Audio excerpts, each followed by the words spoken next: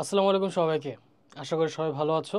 আমি তোমাদের শিফাত ভাইয়া এবং আজকে আমি এমন একটা ভার্সিটি নিয়ে কথা বলতেছি যেটা হচ্ছে একটা স্টুডেন্টের পছন্দের ভার্সিটি না হলেও আসলে এই ভার্সিটিটাতে অনেকেই মোটামুটি পড়াশোনা করে এবং পড়াশোনার মান আসলে যতটুক ভালো এখানে অতটুক ভালো আমরা মনে করি না।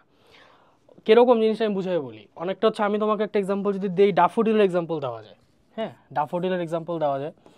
যেমন তোমার ডাফোডিলকে অনেকে ছোট চোখে দেখতো, বাট তাদের রিসেন্ট কিউএস র্যাঙ্কিংয়ে তারা এত বড় কোপ মারছে যে পুরো দেশ স্তম্ভ হয়ে গেছে যে কিভাবে কি কেমনে কি এটা সম্ভব কিভাবে। কিন্তু জিনিসটা কিন্তু রাইট ছিল, অর্থাৎ তারা যে পরিমাণের এখন তারা বর্তমানে যে পরিমাণের রিসার্চে তারা যে পরিমাণে ইনভেস্ট করতেছে এবং যে পরিমাণের ভালো ভালো স্টুডেন্টসদের গ্রো করার চান্সেস দিতেছে, সব কিছু মিলায় ঝিলা দে ডিজার্ভ ইট।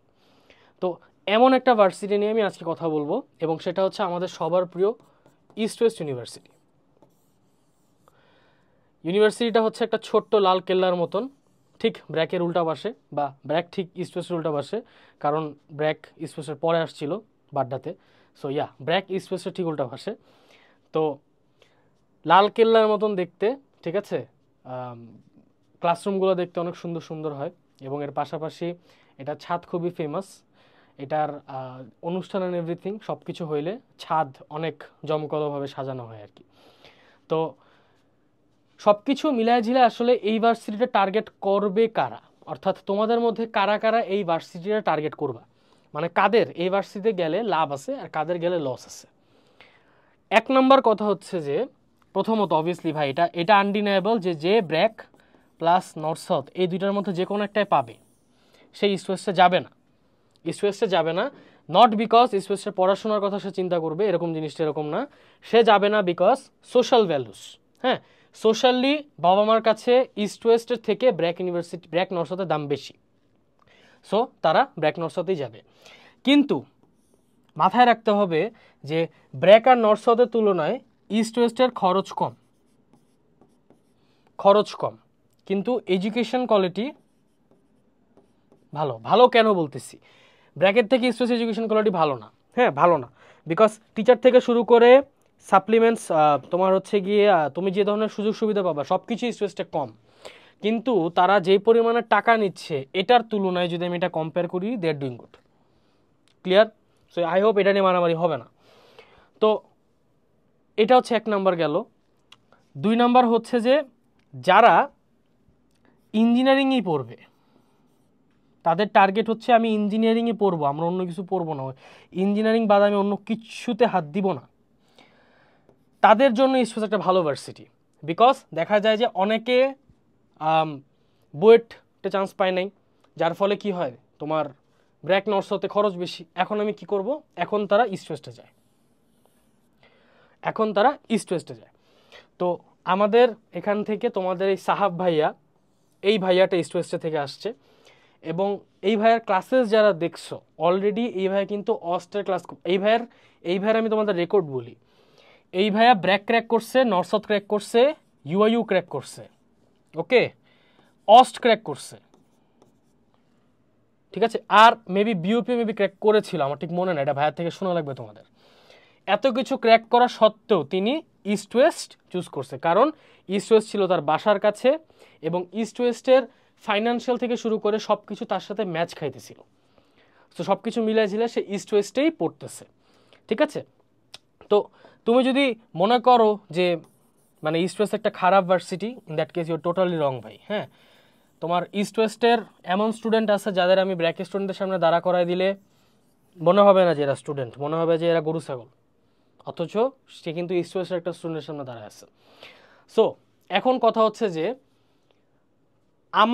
আমরা হচ্ছে, আমি তোমাকে যদি একদম ফ্র্যাঙ্কলি বলি, আমরা যখন কোর্স টোর্স সব কিছু লঞ্চ করি তখন এই একটা কথা উঠে যে প্রাইভেটের জন্য কোর্স, প্রাইভেটের জন্য আবার কোর্স করা লাগে, মানে what the hell is this, মানে এটা তো একটা জোক অফ দ্য ইয়ারের মতন অবস্থা হয়ে গেল।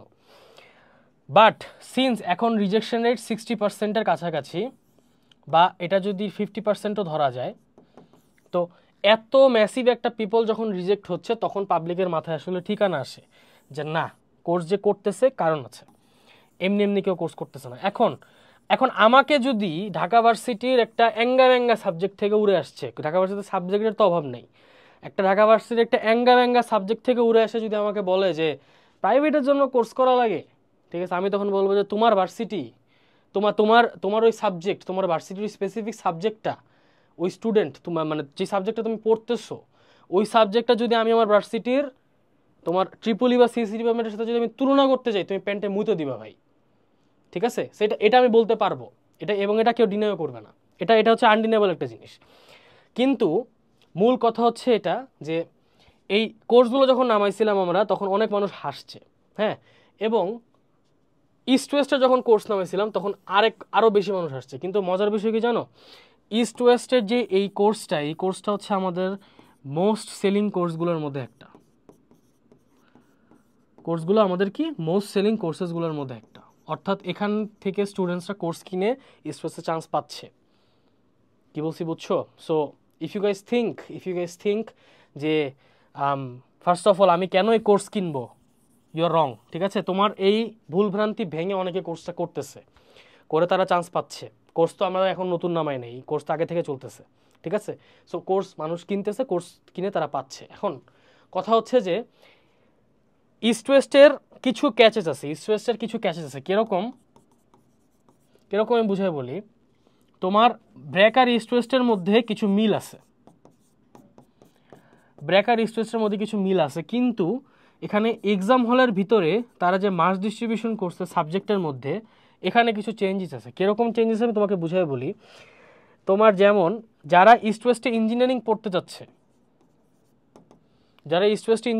চাচ্ছে, তাদের হচ্ছে তোমার হায়ার ম্যাথ, ফিজিক্স এর পাশাপাশি তাদের আবার হচ্ছে গিয়ে তোমার কেমিস্ট্রি এক্সামও দেওয়া লাগতেছে। ইটস ভেরি পিকুলিয়ার, বাট দেওয়া লাগতেছে। কিন্তু এটা ব্র্যাকে নাই, ব্র্যাকে হচ্ছে কেমিস্ট্রি বাদ যায় আর কি। আবার তুমি যদি কোনো বায়োলজি রিলেটেড কোনো সাবজেক্ট নিয়ে পড়তে চাও, সেই ক্ষেত্রে এখানে তারা ফিজিক্স অ্যাড করতেছে তোমার বায়োলজি আর কেমিস্ট্রির সাথে, এই একটা পিকুলার সাবজেক্ট মাঝখান থেকে ঢুকতেছে। তো এখানে একটা পিকুলার, এখানে একটা পিকুলার। তো এই যে একটা ইউনিক যে সিস্টেম, এই সিস্টেমটার কারণেই বেসিক্যালি আসলে স্টুডেন্টসরা হেরফের খায়া বসে, হ্যাঁ। তোমার কারণ যেই স্টুডেন্টটা ইঞ্জিনিয়ারিং পড়তে চাচ্ছে তার তো কেমিস্ট্রি দুই চোখে সহ্য হওয়ার কথা না, যেই স্টুডেন্টটা বায়োলজি বা বায়োটেকনোলজি, মাইক্রোবায়োলজি এগুলো নিয়ে পড়তে চাচ্ছে তার তো ফিজিক্স দুই চোখে সহ্য হওয়ার কথা না, তারপরেও তারা এই সাবজেক্টগুলোর এক্সাম নিচ্ছে। তো এখানে হচ্ছে একটা হিউজ অ্যামাউন্ট স্টুডেন্ট বাস খায়, কারণ তারা মনে করে যে আমি একটা সাবজেক্ট বাদ দিয়ে আমি চালচালায় চলে যেতে পারবো। কিন্তু মজার বিষয় হচ্ছে যে যেহেতু এই তিনটা সাবজেক্ট কম্বাইন্ডলি থাকে, সো আলটিমেটলি তুমি যদি এখান থেকে খারাপ করে এই দুইটাও খারাপ হয়ে যায়, বুঝতে পারছো? সো এটা একটা টাইনি ট্র্যাপ সিস্টেমের মতন তারা বানায় রাখছে।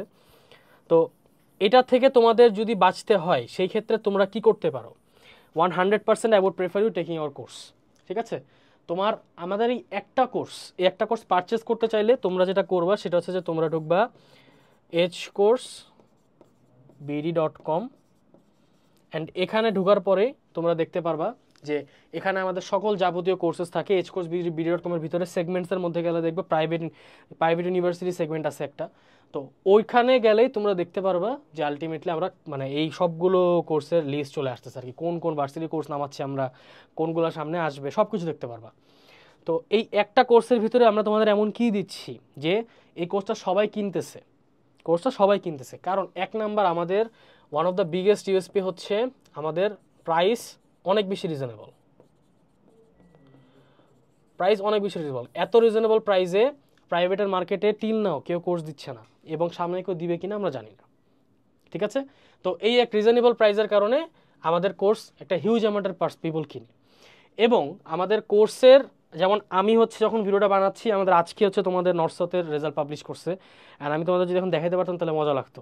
সেটা হচ্ছে যে আমাদের যে ডিসকর্ড গ্রুপ, আমাদের এখানে সাথে কিন্তু আমরা একটা ডিসকর্ড গ্রুপ দিব, এটার সাথে হচ্ছে তোমার একটা ডিসকর্ড গ্রুপ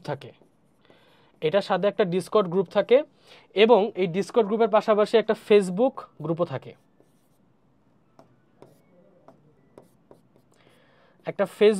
থাকে, এবং এই দুইটা গ্রুপই অ্যাক্টিভ মোটামুটি, এটা একটু কম অ্যাক্টিভ বাট এটা এটা প্রচুর অ্যাক্টিভ ভাই। এখানে স্টুডেন্টরা একটা একটা হেল্প করে আর কি, এরকম অবস্থা, বুঝতে পারছো? মানে আমরা টিচারও তো হেল্প করি, স্টুডেন্টরা হেল্প করে। এবং এখানে সেশনস হয়, কোনো স্টুডেন্ট আমার সাথে কথা বলতে চাইলে ডিরেক্ট ডিসকর্ড সেশনে ডেকে আমি তার সাথে গল্প করি, বা মোটিভেশন থেকে শুরু করে পড়াশোনা নিয়ে যত ধরনের ঝামেলা সব কিছু আমি সলভ করতে হেল্প করি আর কি। তো এই একটা জায়গার ভিতরে তোমরা প্রথমত মানে রেকর্ডেড ক্লাস হওয়া সত্ত্বেও তোমার কাছে মনে হবে তুমি লাইভ ক্লাস করতেছো, কারণ you will get the access to communicate with me.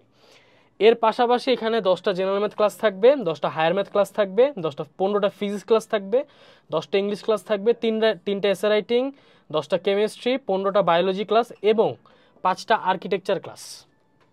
কি বলছি বুঝছো? এই সব কিছু একটা কোর্সের ভিতরে, ওকে? এবং কোর্সের প্রাইসটা আমার যতদূর জানা, আমার যতদূর মনে পড়তেছে, মেবি সামথিং লাইক 1200 বা 1100 এরকম কিছু একটা হওয়ার কথা, ঠিক আছে? সো তোমরা এখনই মানে ওয়েবসাইটে গিয়ে এখনই চেক করে দেখতে পারো, অথবা আমাদের ফেসবুক পেজে নক দিলেও হবে যে আসলে কোর্সটার প্রাইস এখন কত। এখানে তোমাদের জেনারেল ম্যাথের যাবতীয় যা আছে সব কিছু থেকে শুরু করে বায়োলজির কি কি লাগবে, এইচ অ্যান্ড এভরিথিং পসিবল। এবং ডিসকর্ড গ্রুপে তোমাদের স্লাইডসও প্রোভাইড করবো আমরা, ঠিক আছে? সো সব কিছুই দরকার, মানে যা যা দরকার ইউএসএসসি চান্স পাওয়ার জন্য আমরা তোমাদের সব কিছু দিব। ও সাথে ভুলে গেছি, এক্সাম ব্যাচ থাকবে কিন্তু, হ্যাঁ, 20 সেট কোয়েশ্চেন দিব, বসে বসে অনলাইনে খালি পরীক্ষা দিবা, এই তোমার কাজ।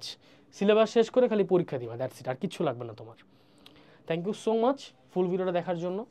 ইস্ট ওয়েস্ট ইউনিভার্সিটি নিয়ে তোমাদের যদি কোনো ফার্দার কোয়েশ্চেন থাকে, যেহেতু তোমাদের পরীক্ষা খুবই কাছাকাছি, অবভিয়াসলি আমাকে কমেন্ট সেকশনে জানাও, বিকজ একদম আগে আগে একদম পরীক্ষার আগে আগে জানাইলে আসলে it's tough to make one, এটা টাফ হয়ে যায় বানানো।